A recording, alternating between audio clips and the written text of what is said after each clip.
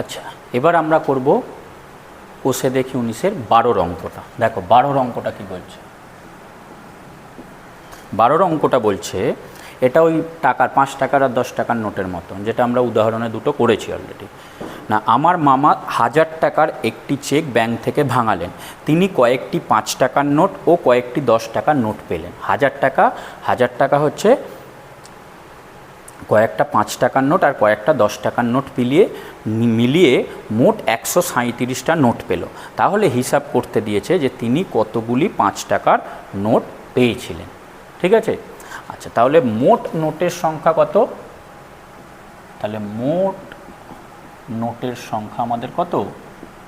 সংখ্যা 137টি। ঠিক আছে, এইটাকেই আমাদের ভাঙতে হবে 5 টাকার আর 10 টাকার মিলে। তাহলে আমাদের উত্তর যেহেতু 5 টাকার নোট কটা চেয়েছে, তাহলে আমরা ওটা ধরে নেব। তাহলে ধরি 5 টাকার নোট পেলেন এক্সটি। ঠিক আছে, তাহলে 5 টাকার নোট পেল এক্সটি, বা পেলেনটা না লিখলেও চলবে, 5 টাকার নোট হচ্ছে এক্সটি। তাহলে 10 টাকার নোট কটা হবে? টোটাল 137টা। তাহলে 10 টাকার নোট হচ্ছে 137 মাইনাস এক্সটি। এবার এইটার মূল্য বের করব। তাহলে একটা 5 টাকার নোটের মূল্য কত? একটা 5 টাকায়। তাহলে একটি 5 টাকার নোটের মূল্য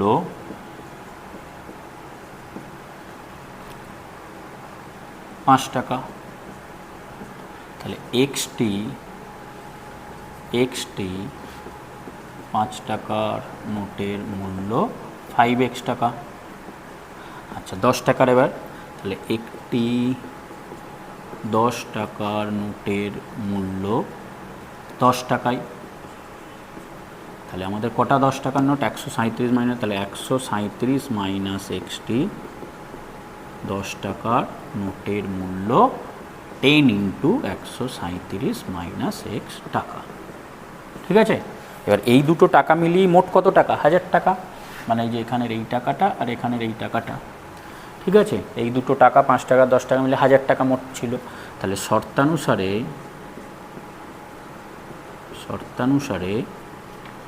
5x plus 10 into 137 minus x সমান 1000, বা 5x প্লাস এটা গুণ করলে 137 আর 10 গুণ করলে 1370 মাইনাস, প্লাস মাইনাসে মাইনাস হবে, 10x সমান 1000। এবার প্লাস 1370টা ওইদিকে চলে যাবে। 5x minus 10x is equal two 1000 minus 1370, বা এটা বিয়োগ করলে কত হবে? মাইনাস 5x সমান মাইনাস 370, বা x সমান মাইনাস 5টা ওদিকে চলে যাবে, কেটেই যাবে আর কি, মাইনাস 370 বাই মাইনাস 5। আর মাইনাস মাইনাস কেটে যাবে, তাই তো? মানে মাইনাস মাইনাসে প্লাস হয়ে যায়, ভাগ করলে মাইনাসগুলো কেটে দিচ্ছি। আচ্ছা, তাহলে এবার 5 আর 370কে ভাগ করলে কত হবে? 5 7 35, 2 0 5 4 20, তাই তো? তাহলে সুতরাং x ইজ ইকুয়াল টু 74। তাহলে এটাই উত্তর। যেহেতু 5 টাকার নোট চাই, যদি 10 টাকার নোট চাই তো কত? তো 137 মাইনাস এক্স। ঠিক আছে, তাহলে উত্তরটা কত হবে? উত্তরটা কী চেয়েছে? কতগুলি 5 টাকার নোট পেলেন। তাহলে উত্তর হলো তিনি 74টি 5 টাকার নোট পেলেন। এটা জাস্ট 10 টাকারটা বের করে রাখছে, এটা চায় না যদি বাই চান্স পরীক্ষা উল্টোটা চায়, তাহলে 10 টাকার নোট পেয়েছিলেন, লিখে রাখি, পরীক্ষা না চাইলে লিখতে হবে না। 10 টাকার নোট পেয়েছিলেন 137 মাইনাস 74 সমান কত হবে? বিয়োগ করলে 3 6 63টি। ঠিক আছে, যদি চায় এটা লিখবে, নাহলে দরকার নেই। তাহলে আচ্ছা, তাহলে এটা হয়ে গেল 12 অঙ্কটা। ঠিক আছে, তোকে নাও, বুঝতে পেরেছো তো? তোকে নাও।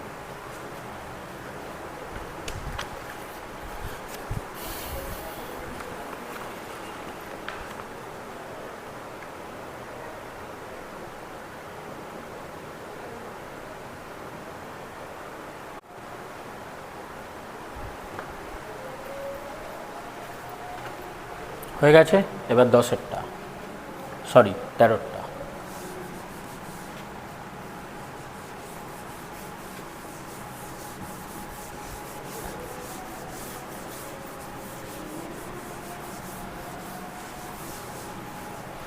আচ্ছা 13 অঙ্কটা কী বলছে দেখো। বলছে আমাদের গ্রামের সালেম চাচা সরকারি চাকুরি থেকে অবসর গ্রহণ করার পর তার সঞ্চয়ের 1/2 অংশ দিয়ে একটি বাড়ি কিনেছেন। যত টাকা সঞ্চয় ছিল তার 1/2 অংশ দিয়ে একটি বাড়ি কিনেছেন। এরপর হঠাৎ বিপদে পড়ে তিনি বাড়িটি বিক্রয় করে কেনা দামের 5% বেশি পান, মানে যত টাকায় কিনেছিল তার চেয়ে 5% বেশি টাকা পেল। যদি তিনি বাড়িটি আরও 3,450 টাকা বেশিতে বিক্রি করতেন তাহলে তিনি কেনা দামের ওপর 8% বেশি লাভ পেত। নর্মালি তিনি বিক্রি করে 5% বেশি লাভ পেত, কিন্তু বলছে যে যদি 3,450 টাকা আরও বেশি দামে বিক্রি করত তাহলে তিনি 8% বেশি পেতেন। তাহলে সালেম চাচা কত টাকায় বাড়িটা কিনেছিল আর তার সঞ্চয় কত ছিল, এই দুটো হচ্ছে বের করতে হবে। ঠিক আছে, তাহলে আগে আমরা সঞ্চয়টা ধরে নেব কত ছিল। ঠিক আছে, তাহলে ধরি সালেম চাচা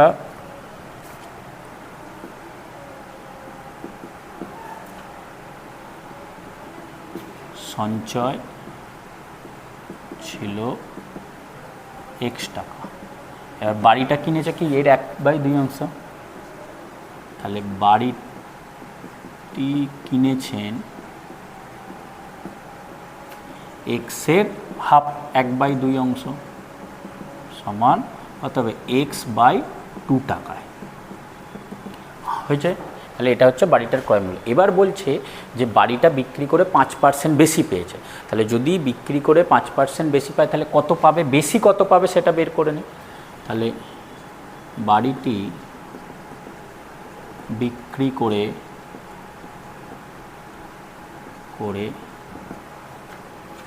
5% বেশি পেয়েছে। তাহলে সুতরাং বেশি পেলেন কত, এইটার 5%, তাহলে x/2 এর 5% সমান কত হবে x/2 ইন্টু 5/100। কাটাকুটি করলে কত হবে, এটা 2 দিয়ে সরি এটা 2 থাকলো, এটা 5 দিয়ে কাটলে কত 20, তাহলে কত হবে x/40 টাকা, এইটা বেশি পেয়েছে। আবার বলছে কি 8% বেশি দামে বেশি পেতেন, যদি আরও 3,450 টাকা বেশি দামে বিক্রি করতেন তাহলে কি বলেছে 8% বেশি পেতেন, দামের উপর 8% বেশি পেতেন। এক লাইনে না ধরলে 2 লাইনে লিখবে। তাহলে সেক্ষেত্রে বেশি পেতেন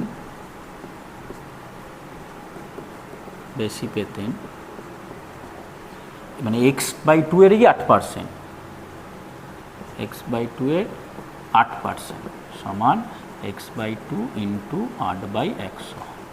এর কাটাকুটি 4 হলো, 4 25 100, তাহলে পাবো x/25 এত টাকা।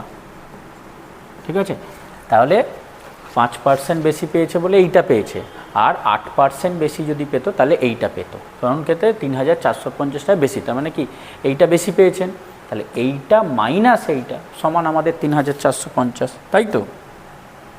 তাহলে আমাদের সমীকরণটা কত হয়ে যাবে, তাহলে শর্তানুসারে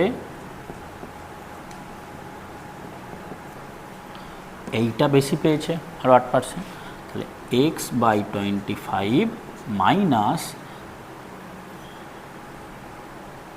x/40 ইজ ইকুয়াল টু কত 3,450, বা 40 আর 25-এর লসাগু করে দেখো 200 হবে 200, তাহলে বা 200।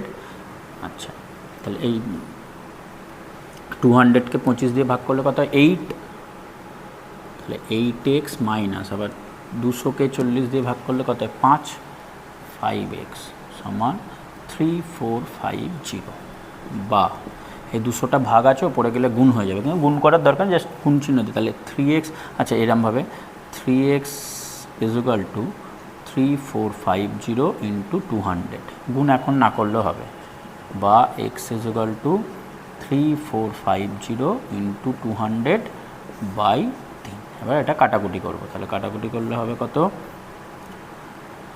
1 1 5 0, 1150 ইন্টু 200, তাহলে সুতরাং x সমান কত হবে 200, এই টোটাল 3টে শূন্য আছে, 1 2 3টে শূন্য আগে বসিয়ে দিই, তাহলে 11কে 115কে 2 দিয়ে গুণ করলে কত 2 আর 115 গুণ করলে 230, তাহলে টোটাল হয়ে গেল 2,30,000 টাকা। এটা হচ্ছে কি ধরেছিলাম সঞ্চয়, তাহলে দুটো উত্তর।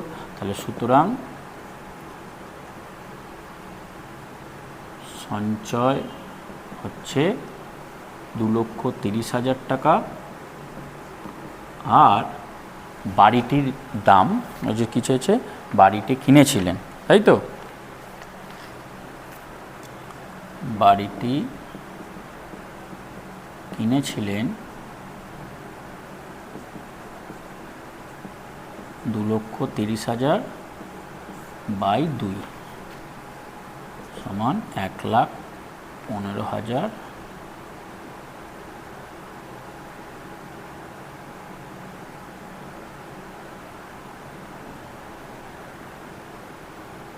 টাকায়। ঠিক আছে, এই দুটো উত্তর, সঞ্চয় 2,30,000 আর বাড়িটির ক্রয় মূল্য 1,15,000 টাকা। ঠিক আছে, টুকে নাও।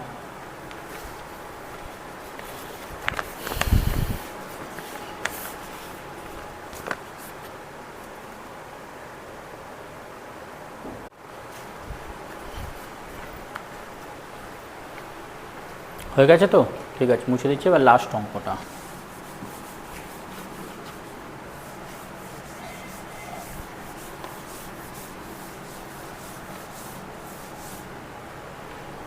তাহলে লাস্ট অঙ্কটা দেখো কি বলছে। বলছে গোপালপুরের গ্রামের আশ্রয় শিবিরে আশ্রয় প্রার্থীদের জন্য 20 দিনের খাবার মজুদ ছিল। ঠিক আছে, একটা আশ্রয় শিবির ছিল, সেখানে 20 দিনের খাবার মজুদ ছিল। 7 দিন পরে সেখানে আরও 100 জন এলো।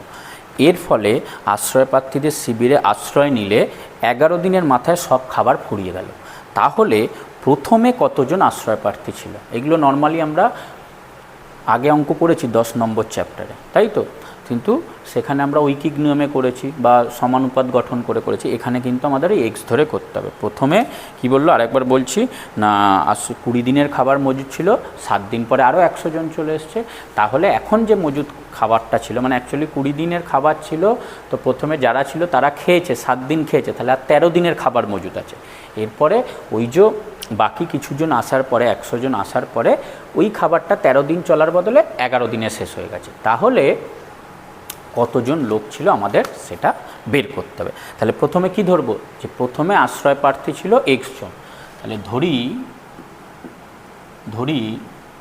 প্রথমে আশ্রয় প্রার্থী ছিল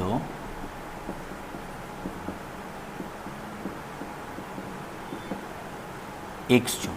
ঠিক আছে, প্রথমে আশ্রয় প্রার্থী কতজন ছিল? x জন। আচ্ছা, এবার কি বলছে, খাবার কত দিনের মজুদ ছিল? 20 দিনে, তার মধ্যে 7 দিন তারা খেয়েছে, তাহলে খাবার মজুদ ছিল 20 দিনের, আর 7 দিন পরে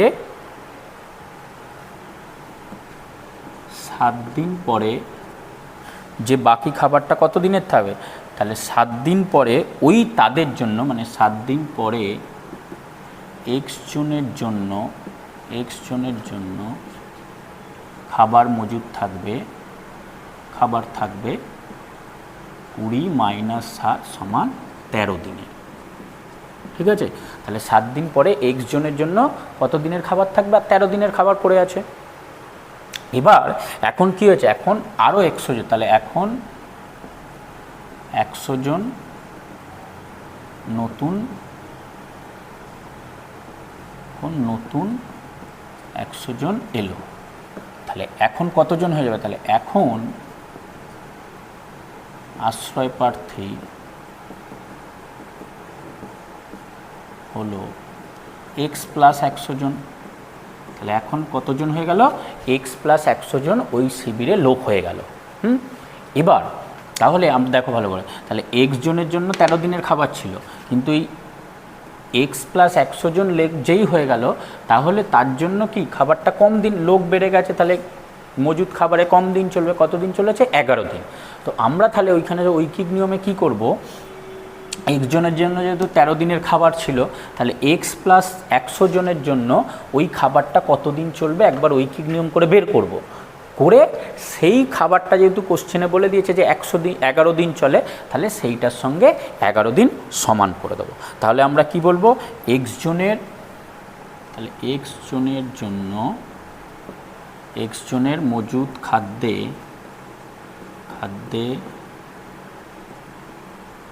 চলবে 13 দিন। তাহলে একজনের মজুদ খাদ্যে চলবে, একজনের অনেক দিন চলবে, ব্যস্ত সম্পর্ক এটা, তাহলে 13 ইন্টু x দিন, আর এতজন লোক হয়ে গেছে, তাহলে x প্লাস 100 জনের মজুদ খাদ্যে চলবে, ভাগ হয়ে যাবে, তাহলে এটা গুণ হলে 13x বাই x প্লাস 100 দিন, এইটা হচ্ছে চলবে। ঠিক আছে, এবার কিন্তু প্রশ্নতে কি দেওয়া আছে, প্রদত্ত কি, প্রদত্ত হচ্ছে x প্লাস 100 জনের মজুদ খাদ্যে 11 দিন চলবে, তাই তো। আবার আমরা ঐকিক নিয়ম করে দেখলাম যে x প্লাস 100 জনের মজুদ খাদ্যে এই 13x বাই এই এতদিন চলবে। ঠিক আছে, তাহলে কি এইটা সমান হয়ে যাবে, তাহলে শর্তানুসারে কি লিখব, শর্তানুসারে 13x বাই x প্লাস 100 সমান 11। বোঝা গেল? এইটা আমরা ঐকিক নিয়ম করে বের করলাম যে x প্লাস 100 জনের এতদিন খাবারটা চলবে, আর এখানে আমাদের অলরেডি কোশ্চেনে দেওয়াও ছিল যে x প্লাস 100 জনের বাকি যে খাবারটা পড়ে আছে তাতে 11 দিন চলবে, আর আমরা এটা পেয়েছি, এটা সমান এটা হয়ে গেলো। এবার এইটা উপরে গুণ হয়ে যাবে, তাহলে বা 13x সমান 11 ইন্টু x প্লাস 100 বা 13x সমান 11x প্লাস 1100। ঠিক আছে, 11xটা এদিকে চলে আসবে, তাহলে বা 13x মাইনাস 11x সমান 1100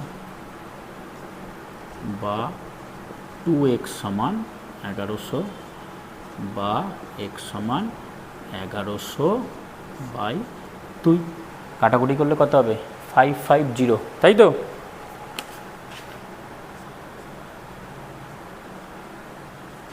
তাহলে উত্তর হয়ে গেল, সুতরাং x = 550। ঠিক আছে, তাহলে আমরা ধরেছিলাম কি আশ্রয় প্রার্থী ছিল কতজন? x জন। উত্তর কোশ্চেন এটাই চেয়েছে প্রথমে কতজন আশ্রয় প্রার্থী ছিল, তাহলে আমাদের উত্তর কি হয়ে যাবে, এখানটা করে দিচ্ছি। ঠিক আছে, তাহলে উত্তর প্রথমে 550 জন আশ্রয় প্রার্থী ছিল, প্রথমে 550 জন আশ্রয় প্রার্থী ছিল। ঠিক আছে, তাহলে এই চ্যাপ্টারটা আমাদের কমপ্লিট হয়ে গেল। আচ্ছা, উদাহরণে যে অঙ্ক আছে সেগুলো কিন্তু একটু দেখে নিতে হবে, বসে দেওয়া আছে, বক্সগুলো ফিল আপ করে দেখে নেবে। ওকে, নাও টুকে নাও।